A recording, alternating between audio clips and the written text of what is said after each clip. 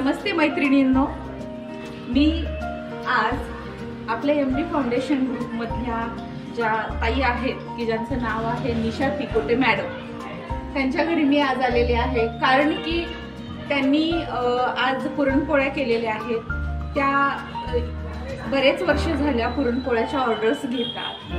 पुरणपोळ्याचा स्वयंपाक घरी येऊन सुद्धा करून देतात आणि वेगवेगळ्या सणासुदीला त्यांच्याकडे भरपूर अशा ऑर्डर्स आलेल्या असतात. आता आपण प्रत्यक्ष खूप काही मी वेळ न घेता आपण प्रत्यक्ष जाऊनच बघूया.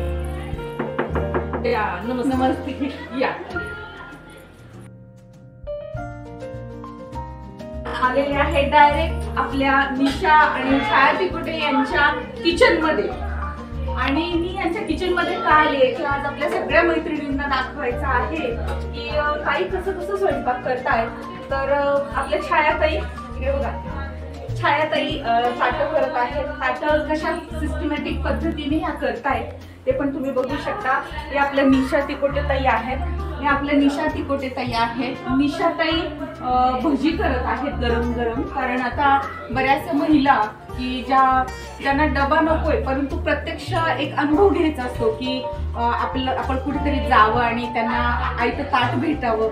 मग असं सुद्धा छायाताई ऑर्डर घेतात की समजा कोणाला त्यांच्याकडे जेवायलाच जायचं आहे तर तुम्ही तिथं घरी पण जाऊन प्रत्यक्ष जेवण करू शकता आणि जेवल्यानंतर पे पण करू शकता. त्याच्यामध्ये प्लस पॉइंट असा आहे की ज्यावेळेस तुम्ही डबा घ्याल तर त्यावेळेस पुरणपोळी, आमटी वगैरे, भात हे सगळं भेटतं. परंतु तुम्ही जर घरी जाऊन जेवता तर त्याच्याबरोबर भजी, पापड हे डिस्काउंट मध्ये भेटून जातं. खूप सुंदर पद्धतीने बनवलेली आहे. आणि आमटी बघाल तर मी तुम्हाला दाखवते. आमटी बघा, बापरे, खूप खळखळ खळखळ अशी उकळती आहे आमटी. आता त्यांनी गॅस बंद केलेला आहे. ही बघा आमटीचा थिकनेस बघा, बापरे मला पण पोळतंय. हा बघा कलर पहा आमटीचा कसा आहे. अशी झणझणीत अशी आमटी चवदार अशी त्यांनी केलेली आहे. आणि मला सांगा छायाताई, तुम्ही आमटीमध्ये वरून डाळ टाकता, पाणी टाकता की ती फक्त येळवणीचीच असते? म्हणजे आपल्या समजा कधी कधी डाळ महिला काय करतात आमटी वाढवण्यासाठी किंवा डाळ टाकतात वरून, तर त्याची चव जरा वेगळी लागते. डाळ उकळून जी आमटी बनवली जाते त्याची चव वेगळी असते. आणि ही येळवणी निघण्यासाठी छोट्याशा डाळीची येळवणी कधी निघत नाही. त्याच्यासाठी 1.5-2 किलो डाळ टाकते.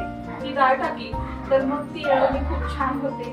आणि छायाताईंकडं आणि निशाताई ह्या छोटासा स्वयंपाक कधीच त्यांचा नसतो. 1.5-2 किलोचं तर त्या करून घालतात. त्याच्यामुळे त्यांच्याकडे प्युअर येळवणी निघते. आणि त्या प्युअर येळवणीची आमटी अशी सुंदर आपल्याला त्याची चव चाखता येते. आणि बघा त्याचा सुगंध पण एक वेगळ्या पद्धतीने येतोय. इथे इतका सुगंध दरवळलेला आहे. आमटी खळखळ उकळली आहे खरं, पण अत्यंत असं आपण म्हणतो ना पूर्णाच्या स्वयंपाकाचा सुगंध जो म्हणतो ना तो सुगंध इथे दरवळतोय. आणि मी छायाताईंना धन्यवाद देऊ इच्छिते की त्यांनी मला आज बोलवलेलं आहे की प्रत्यक्ष मॅडम तुम्ही या आणि तुम्ही बघा आम्ही कसं स्वयंपाक करतोय, आमच्या पोळ्या कशा असतात ते टेस्ट करा. आणि खरंच मैत्रिणींनो, मी तुमच्यासाठी आज छायाताईंच्या घरी आलेले आहे, निशाताईंच्या घरी आलेले आहे की आज मी हे खाऊन तुम्हाला सांगणार आहे की कशा पद्धतीची चव त्यांनी मेंटेन केलेली आहे. आणि निशाताईंनी तर तुम्हाला प्रत्येकांना सांगितलेलंच आहे की ते त्यांच्या जेवणाचे रेट्स कसे आहेत आणि त्या कशा पद्धतीने व्हिजिट करून पण जेवण देतात. आणि त्यांचे सर्व्हिसेस कशा पद्धतीने ते महिलांना म्हणजे आपल्या क्लायंटला फुलफिल करण्यासाठी अगदी प्युअरिटी कशी देतात, क्वालिटी कशी देतात याची सगळी माहिती आपल्याला निशाताईंनी आधी पण सांगितलेली आहे. परंतु यानंतर पण जेवणानंतर पण त्या 2 शब्द बोलणार आहेत आपल्या सर्वांशी. तर चला तर मग आता मी पण थोडंसं निशाताईंकडून शिकणार आहे की भजी कशी तळतात. अगदी 2-3 बेलण्यातच त्यांची पोळी नावारूपाला आली बघा. भरपूर असं. निशाताई, ह्या ज्या कुरवड्या आहेत ना ह्या तुम्ही घरी बनवतात का? आमच्या गावाकडच्या घरी बनवलेल्या. अरे वा, खूप छान.